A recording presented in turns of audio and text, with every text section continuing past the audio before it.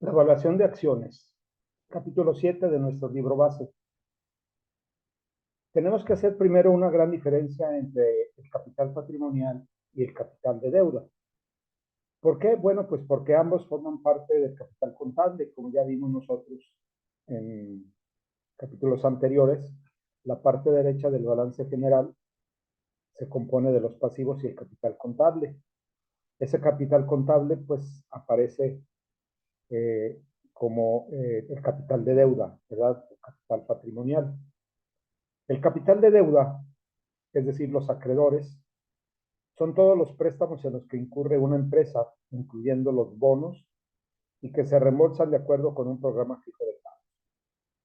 Los bonos corporativos, como lo vimos en la sesión anterior, y el capital patrimonial es aquel que es eh, obtenido a través de fondos suministrados por los dueños de la compañía, es decir, los inversionistas o tenedores de acciones, y cuyo reembolso depende del desempeño de la compañía. La diferencia de los acreedores, a diferencia de los acreedores, perdón, los tenedores de capital patrimonial son los dueños de la empresa. Quienes poseen acciones generalmente tienen derecho de voto, lo que les permite elegir a los directivos de la empresa y votar en asuntos especiales. En contraste, los tenedores de deuda no tienen el privilegio del voto, pero en cambio confían en las obligaciones contractuales de la empresa ante ellos para hacer oír su voz. La diferencia entonces entre el capital patrimonial y el capital de deuda se puede resumir sencillamente en que el capital patrimonial es aquel que pertenece a los dueños o inversionistas de la compañía, aquellos que van a percibir un rendimiento, ya sea en forma de dividendos o en forma de utilidades. Y los acreedores, que es el capital de deuda, haya o no haya utilidades, pues ellos tienen que recibir necesariamente el pago del préstamo realizado, incluyendo los intereses de este al momento de su liquidación. En esta ocasión hablaremos de las acciones o bien del capital patrimonial. Los derechos de los tenedores de capital patrimonial sobre los ingresos y los activos están subordinados a los derechos de los acreedores. Esto significa que sus derechos sobre los ingresos no se pueden hacer válidos antes de satisfacer los derechos de todos los acreedores, incluyendo los intereses y los pagos programados de principal. Después de satisfacer tales derechos, el consejo directivo de la empresa decide si distribuye los dividendos a los propietarios. Los derechos sobre los activos de los tenedores de capital patrimonial también están subordinados a los derechos de los acreedores. Si la empresa quiebra, los activos se venden y lo recaudado se distribuye en el siguiente orden. Primero los acreedores asegurados, luego los acreedores no asegurados y por último los tenedores de capital.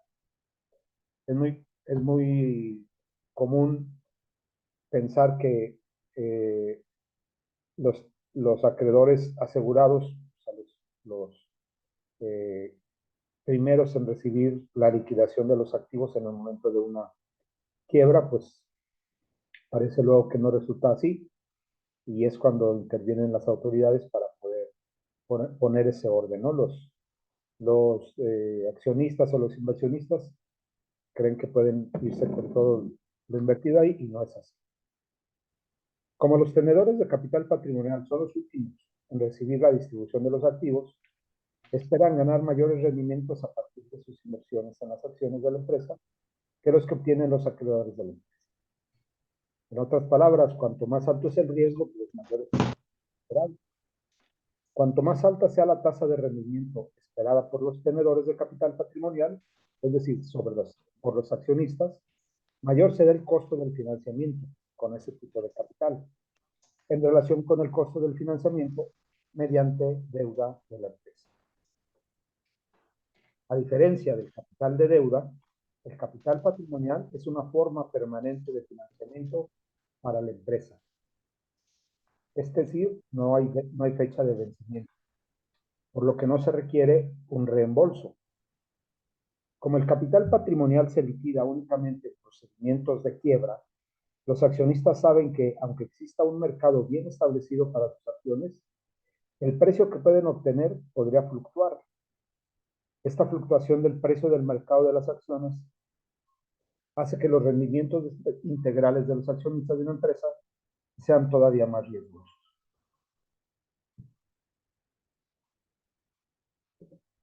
Por último, la empresa emisora trata los pagos de intereses a los tenedores de deuda como gastos deducibles de impuestos, mientras que los pagos de dividendos a los accionistas de una empresa no son deducibles de impuestos. La deducción fiscal de los pagos de intereses reduce el costo de financiamiento mediante deuda para la empresa, haciendo que el costo de financiamiento con capital patrimonial sea menor. Una empresa puede obtener capital patrimonial a través de la venta de acciones comunes o preferentes. Todas las corporaciones emiten inicialmente acciones comunes para recaudar capital patrimonial. Algunas de estas empresas emiten posteriormente acciones comunes adicionales o acciones preferentes para recaudar más capital. Resumiendo, pues el capital patrimonial o el que proporcionan los dueños de la empresa, llamados también inversionistas, es uno que pues, tiene un riesgo más alto. Funciona que en una situación de liquidación son los últimos en recibir su aportación a los fondos aportados a la empresa. Cuando una empresa entra en situación de quiebra, los últimos en recibir algo que se pudiera obtener por la venta de los activos que pertenecen a esta, pues son los inversionistas o los dueños o tenedores de las acciones, que sean comunes o preferentes. Lo único que ellos saben es que su inversión no tiene fecha de vencimiento, aunque existe un mercado secundario donde ellos pueden vender a un tercero las acciones adquiridas del mercado primario. La venta de esas acciones puede estar por encima del precio de emisión o por debajo, ¿verdad? Son condiciones de riesgo que corren los inversionistas y que también pues esperan obtener en un momento dado rendimientos más altos como consecuencia de las actividades que genera una empresa en la cual confiaron en el momento de aportar ahí su capital.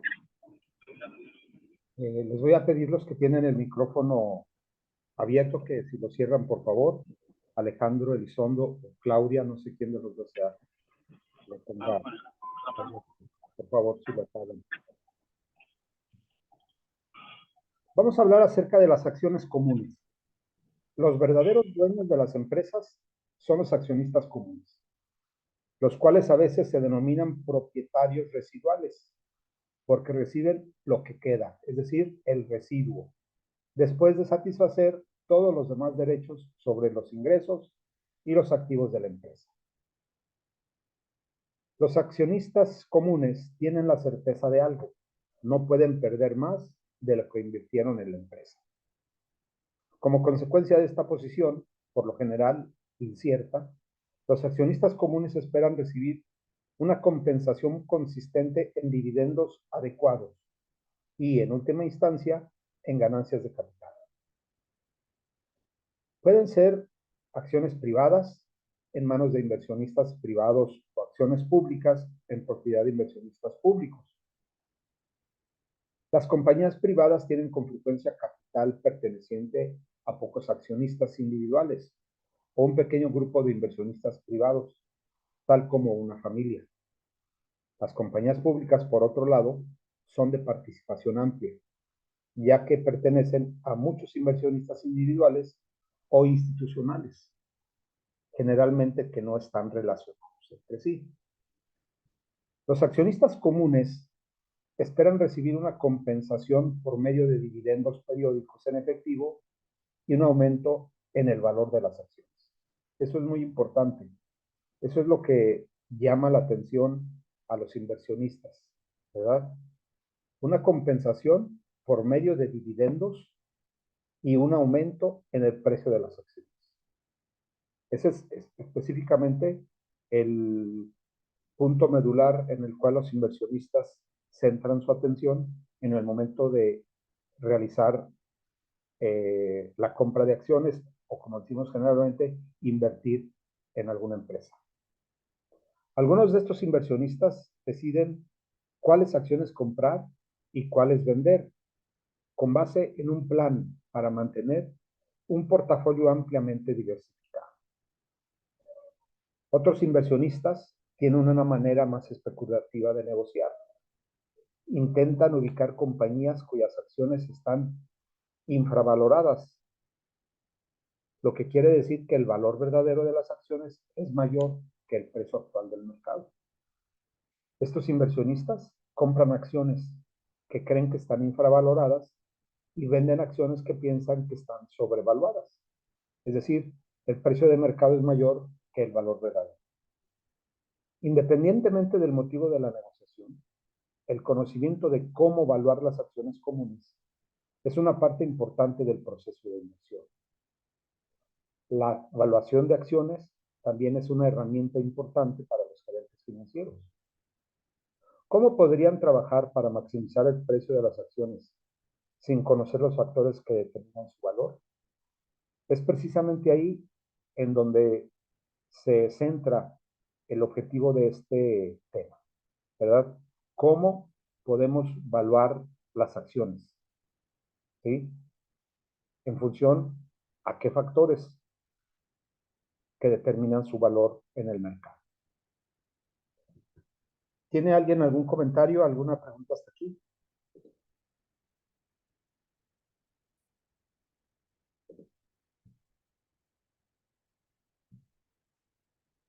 Todo bien, profe. Ok. Bueno, vamos a entrar en la forma de evaluar las acciones. Ustedes ya conocen el tema del valor presente, del valor futuro, o en otras palabras, el tema del valor del dinero a través del tiempo. Ya lo hemos comentado en sesiones anteriores y ya hemos visto que para calcular el valor presente de un valor futuro, pues hay que descontarlo, ¿verdad? Descontarlo a una tasa. No le llamamos tasa de rendimiento, sino le llamamos tasa de descuento. Cuando queremos mandar un valor presente a un valor futuro, le llamamos tasa de rendimiento. Lo elevamos o le cargamos ese rendimiento o ese interés. Al momento de hacer la evaluación de acciones, vamos a ver que se utilizan los mismos conceptos matemáticos de la evaluación de un bono o la evaluación de un valor futuro o la evaluación de un valor presente. No son herramientas diferentes, son las que ustedes aprendieron en matemáticas financieras. Bueno, la ecuación básica para la evaluación de acciones comunes. Al igual que el valor de un bono, el valor de una acción común es igual al valor presente de todos los flujos de efectivo futuros, es decir, los dividendos, que se espera que esta proporcione. Aunque un accionista puede obtener ganancias de capital vendiendo acciones a un precio mayor al que pagó originalmente, lo que se vende en realidad es el derecho a todos los dividendos futuros. ¿Qué pasa con las acciones que no pagan dividendos actualmente? Estas acciones tienen un valor atribuible a un dividendo futuro o a las ganancias que se espera obtener de la venta de la empresa. De modo que, desde el punto de vista de la evaluación, los dividendos futuros son relevantes. Aquí tenemos en la diapositiva el modelo básico de evaluación de las acciones comunes y que está representado en la ecuación 7.1, ¿verdad?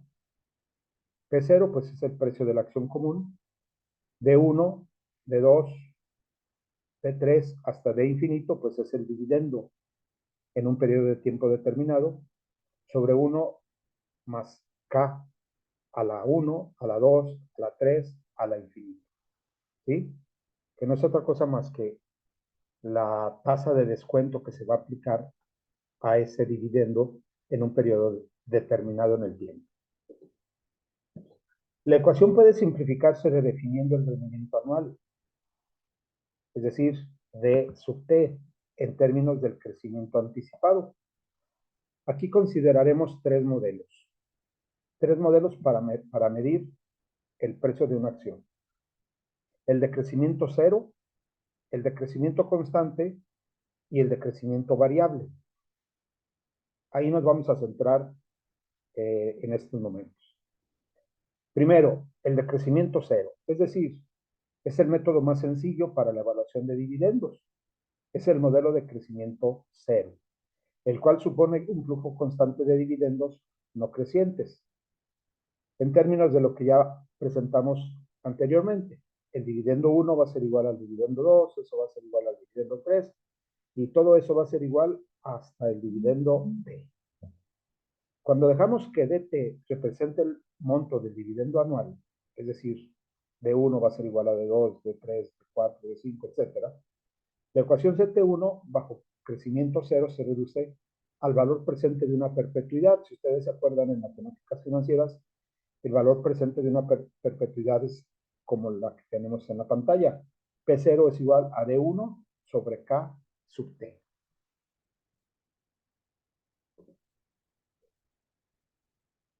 La evaluación de acciones preferentes, por otro lado, generalmente brindan a sus tenedores un dividendo anual fijo durante su supuesta vida infinita. La ecuación anterior servirá para calcular el valor de las acciones preferentes. ¿Por qué hablamos de acciones comunes y luego de preferentes? Bueno, pues porque las acciones comunes generalmente no tienen dividendos con crecimiento cero, pero sí lo tienen así las acciones preferentes. ¿Qué diferencia hay entre una acción preferente y una acción común? Que la acción común garantiza un rendimiento al tenedor, ¿sí? Garantiza un dividendo fijo al tenedor, mientras la acción común no le garantiza nada. Entonces, esta ecuación 7.2 nos va a servir para calcular el valor de las acciones preferentes.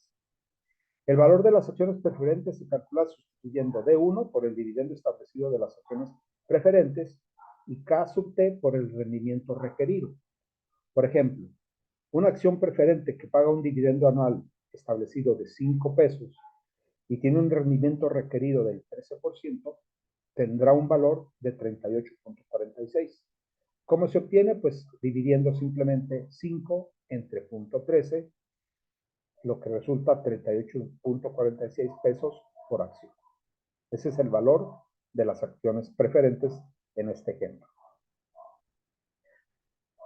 Cuando el crecimiento del dividendo es constante, es decir, una tasa de crecimiento constante, 2, 4, 6, 8, es el método más difundido para la evaluación de dividendos, el cual supone que los dividendos crecerán a una tasa constante, pero a una tasa menor que el rendimiento requerido.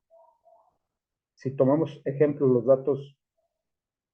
si tomamos nuevamente los datos del ejemplo anterior, aquí tenemos una tasa de rendimiento del 13%. Me dice el autor que si en el caso del modelo de crecimiento constante, el rendimiento requerido para la evaluación va a ser menor. Puede ser del 12, del 11, del 10, del 8, etc. La suposición de que la tasa de crecimiento constante, la vamos a conocer como G, es menor que el rendimiento requerido de K, es una condición matemática necesaria para obtener el modelo. Matemáticamente, pues la podemos encontrar así. Si K sub T es menor que G, pues este resultado va a ser negativo, ¿verdad? Por eso K sub T debe de ser mayor que G. Es decir, el rendimiento requerido debe de ser mayor que la tasa de crecimiento constante. Es decir, D1 sobre K menos KT menos G me debe dar positivo, ¿sí? G es la tasa de crecimiento constante y el modelo se denomina comúnmente como modelo de Gordon, ¿sí? Este ejemplo viene en el archivo de Excel que tienen ustedes en la plataforma. Ahí pueden revisarlo con una tasa de crecimiento constante. Se ve el ejemplo y en cada una de las celdas aparece de dónde se puede obtener el resultado. El modelo de crecimiento variable. Los modelos de crecimiento cero constante, como los que vimos hace un momento para la evaluación de acciones comunes, no permiten ningún cambio en las tasas de crecimiento esperadas. Como las tasas de crecimiento futuras podrían aumentar o disminuir en respuesta a las condiciones variables del negocio, resulta útil considerar un modelo de crecimiento variable que permita un cambio en la tasa de crecimiento de los dividendos. Supondremos que ocurre un solo cambio en las tasas de crecimiento al final del año N y usaremos G1 para representar la tasa de crecimiento inicial y G2 para representar la tasa de, perdón, G2 para representar la tasa de crecimiento después del cambio. Para determinar el valor de la acción en caso de crecimiento variable, se sigue un procedimiento de 4 pasos que también aparece en el archivo en Excel que tienen ustedes cargado ahí ya en su aula.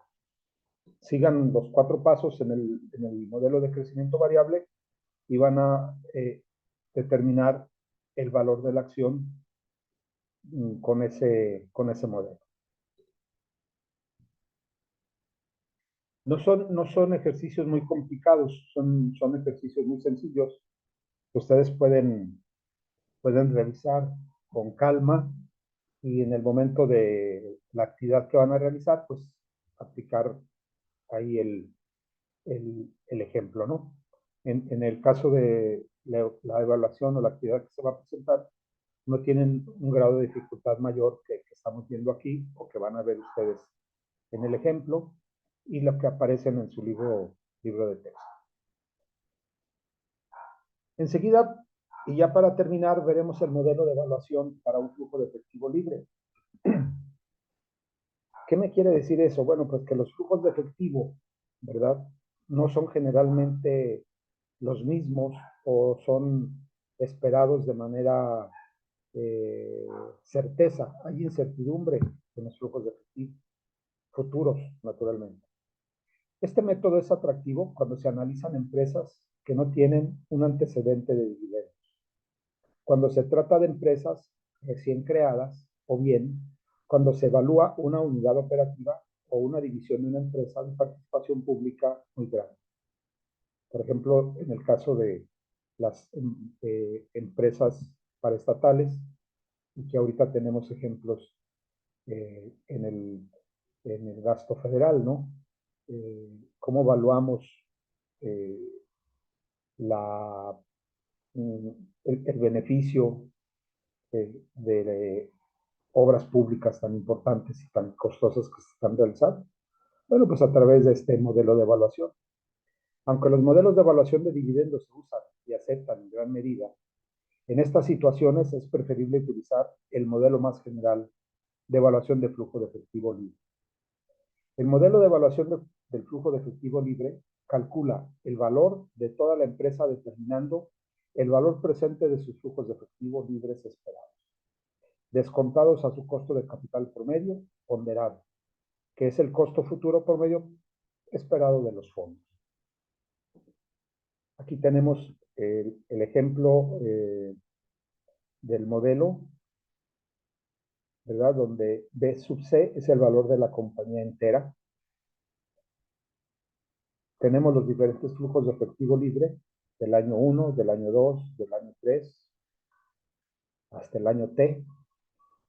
Tenemos el costo de capital por medio ponderado de la empresa, que es K sub A, ¿sí? Y pues al observarla nos damos cuenta que no tiene una gran diferencia con el modelo que vimos del crecimiento constante o crecimiento variable. Es un valor presente de un valor futuro, ¿verdad? Como el valor B sub C, es decir, el valor de la compañía entera, de toda la compañía, es el valor de mercado de la empresa completa, es decir, todos los activos. Para calcular el valor de las acciones comunes, B sub S, debemos restar de B sub C, es decir, del valor de la compañía entera, el valor de mercado de toda la deuda de la empresa y el valor de mercado de las acciones preferentes. Aquí, ¿cuál es el problema? ¿O cuál es lo difícil? Pues es pronosticar los flujos de efectivo. Los flujos de efectivo de la empresa. Por lo general se pronostican flujos de efectivo anuales, específicamente para los 5 años siguientes, más allá de los cuales se supone una tasa de crecimiento constante. Aquí suponemos que los primeros 5 años de flujos de efectivo libre se pronostican explícitamente y que a partir del término del quinto año se registra una tasa constante de crecimiento del flujo de efectivo libre. Este modelo es similar metodológicamente al modelo de crecimiento variable presentado con anterioridad. Su aplicación se ilustra mejor en el ejemplo que también viene ahí en Excel y que ustedes pueden checar en su libro de texto. No tenemos herramientas o instrumentos distintos a los que ya hemos venido analizando a lo largo del curso. Si ustedes observan, son las mismas fórmulas de evaluación para los bonos, para las acciones, y que aquí se aplica para el valor de una compañía en su conjunto, ¿verdad? Ese es el concepto de la evaluación de acciones que tenemos como tema de esta semana. Si tienen alguna pregunta, pues adelante. Quiero aprovechar para recordarles que esta semana todavía está abierta la invitación para que realicen las actividades de regularización. Corresponden a todas las actividades anteriores al primer examen parcial, excluyendo el examen parcial. Solamente lo que son los foros, las actividades o cuestionarios, esas sí las pueden realizar, están abiertas las, el aula para que lo realicen, pero ya después, presentado el examen parcial, esas ya no las podemos saber, ¿verdad? Entonces, para que lo tomen en cuenta, consideren que no porque lleven un promedio muy bueno o que digan, no, pues yo no lo necesito, yo creo que pues siempre es importante eh, aprovechar todas las oportunidades que hay para ganar puntos y pues no se les van a restar de ninguna manera, ¿verdad? Si presentan o hacen la actividad, tienen un muy buen puntaje, pues eso no les va a perjudicar en nada. ¿Sí? Bien, por mi parte es todo. Está la bibliografía aquí en la pantalla. Es la que nosotros siempre contamos para nuestra presentación del libro de texto de Principios de Administración Financiera de GIF.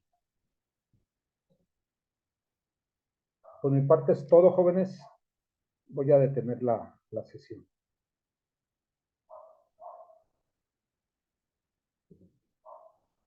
Gracias, profe. Gracias, profe. Buenas noches.